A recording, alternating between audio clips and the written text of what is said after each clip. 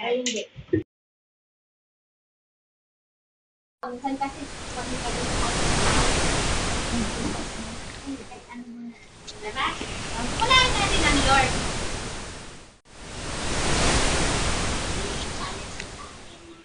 Sa Lord tayo titingin, hindi sa tao. Because ang tao, ipifail natin, ipifail tayo niyan.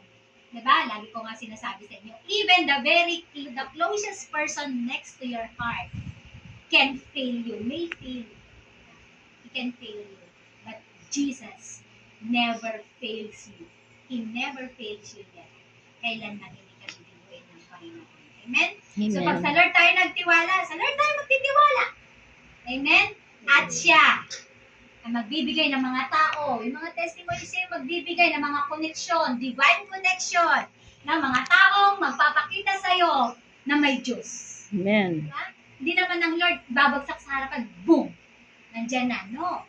Hindi, gagamit siya ng mga tao, mga instrument, kumbaga.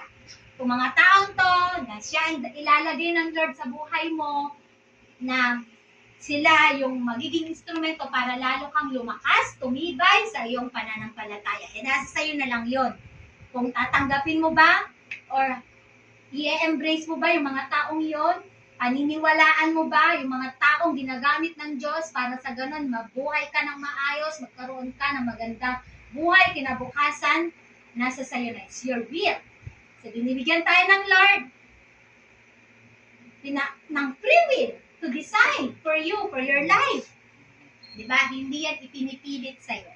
Guys, same way sa kaligtasan, sabi ko nga ganun, kanya-kanya tayong haharap sa Diyos. One day, we will all be in front of God, of Jesus, no? Of our Savior, no? Kanya-kanya tayo. Walang sasabit. Sa jeep, pag sinabing biyahe na, hindi pwedeng sumabit. Kailangan nakasakay ka doon, sarili mo nakalagay doon, no? Hindi pwedeng pumapit sa saya. Ay, pastora, doon sa'yo ako kakapit kasi banal ka. Di ba? Uy, wala, hindi pwedeng ganon, ha? Kumapit ka nga nalaing, no? Hindi pwedeng ganon. Kanya-kanya tayo, harap natin ang buhay natin sa Diyos. Kaya nga may mga ganitong pagtitipon, kasi dito nahuhubog yung ating spiritual life. Paano mahubog yung spiritual mong buhay? Hindi ka nga umaattend, hindi ka nga nakikinig. Diba? So, kailangan makinig tayo dahil huwag niyong sabihin na sa akin ako. No. Kasi lahat naman ng naririnig natin, una, lahat ang nag-benefit dito. Tayong lahat ang kinakausap ng Lord. Amen? Una pa yan narinig niyo ako muna. Dahil lagi kong sinasabi sa inyo, kung natamaan kayo sa salita ng Diyos, unang ako muna ang nadurog, ako muna ang tumagos, no?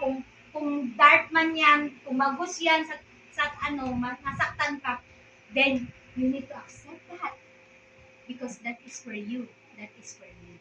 The Word of God, sabi nga ni Ma'am Karen kahapon, diba? Sharper than any sword, two-sword, no? Talaga nga, salputin na hanggang dun sa iyong kasuot, kalalim-laliman ng yung buto. Ganon, katindi. So magpasalamat tayo, may mga narinig pa tayong gospel. Dadating ang araw, wala na tayong marinig. Hanapin man natin yon kung saan hindi na natin mahanap. So, lahat ng may pakinig, makinig. Lahat ng may mga mata, tumingin. At makinig tayo, tanggapin natin ang gospel, ang salita ng Diyos. Amen. Amen? So, tayong lahat ay tumayo bilang dahil ang Valentine's Day is a celebration wherein noon, ginawa lang to ng mundo. Wala to sa Biblia. Ang Valentine's sa salita ay wala yan sa Biblia, no? Ito ay nanggaling lang sa mundo, no? Ginawa lang ng mga tao ayon sa history, no? Parang nakagawian na lang at inadapt na ng mga tao. So tayo mga anak ng Diyos, every day is a Heart's Day. Why? Because we have received the greatest love of all. So what is that greatest love, no?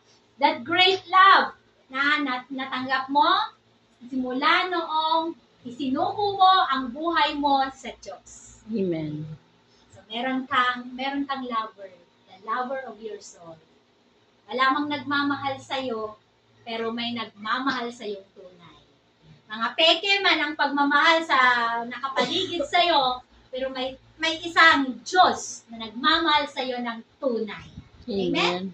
So, nararanasan ba natin yan, mga kapatid? Sa buhay natin na, yung, di ba, dati, nung hindi mo pa kilala ang Diyos, feeling lonely ka pagka Hearts Day. Feeling lonely kasi feeling feeling alone kasi wala ka nga, feeling mo walang nagmamahal sa'yo, ganyan, wasak ang puso mo. Feeling mo talagang wala. But, nung tinawag ka ng Panginoon, nung tinanggap mo siya sa iyong buhay, bilang Diyos at tagapagligtas mo, kumbaga yung puso mo ay punong-puno ng pag-ibig ng Diyos. Hindi ka nagkulang, hindi nagkulang ang Lord sa buhay mo. So yung puso mo nag-uumapaw na ng pag-ibig, ng pagmamahal. No? Kaya mo nang magmahal.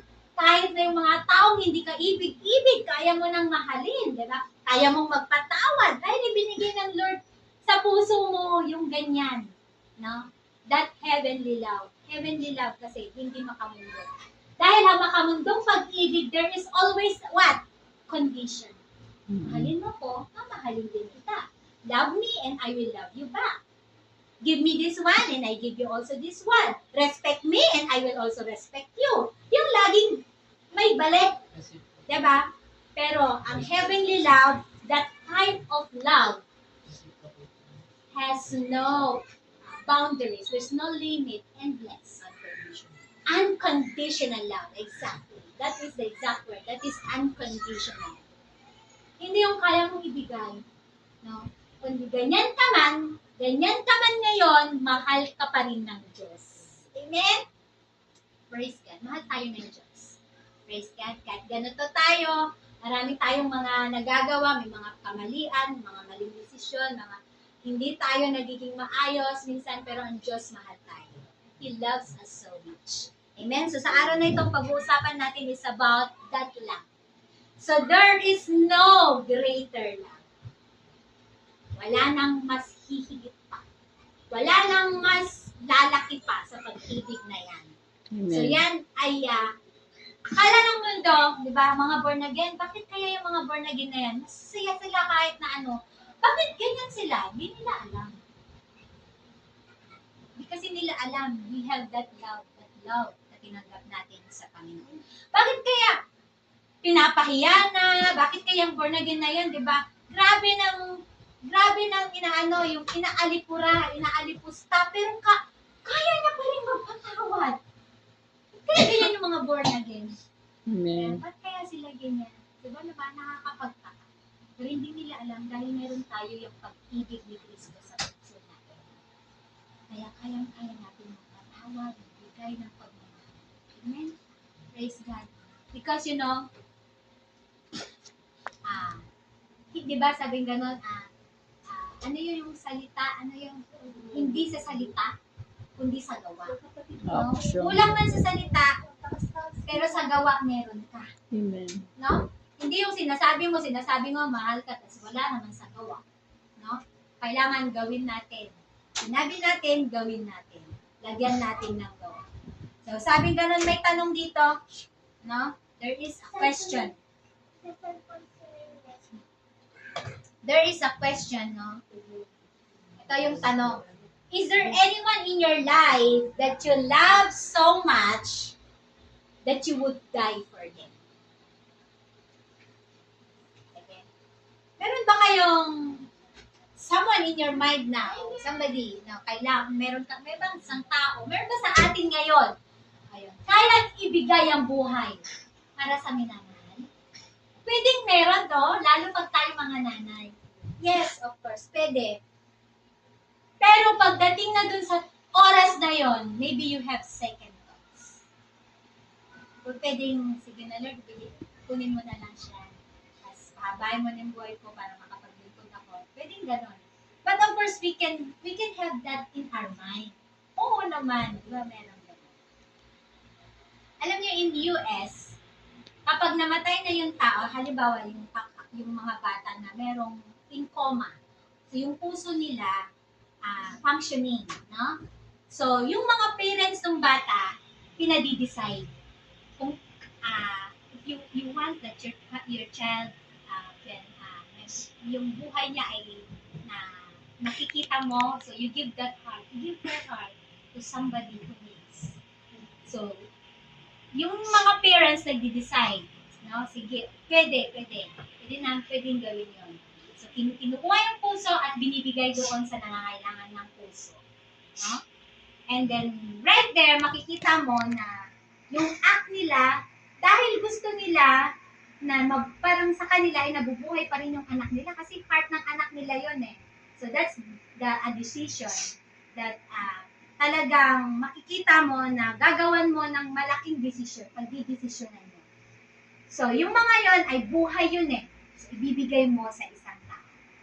So, is there anyone in your life? No. Halimbawa, ngayon pwede na mag-donate ng kidney. Ano pa ba yung pwedeng i-donate? Pancreas? Mata. Tama, mata. Ano pa ba yung mga organs na internal na pwede natin i-donate?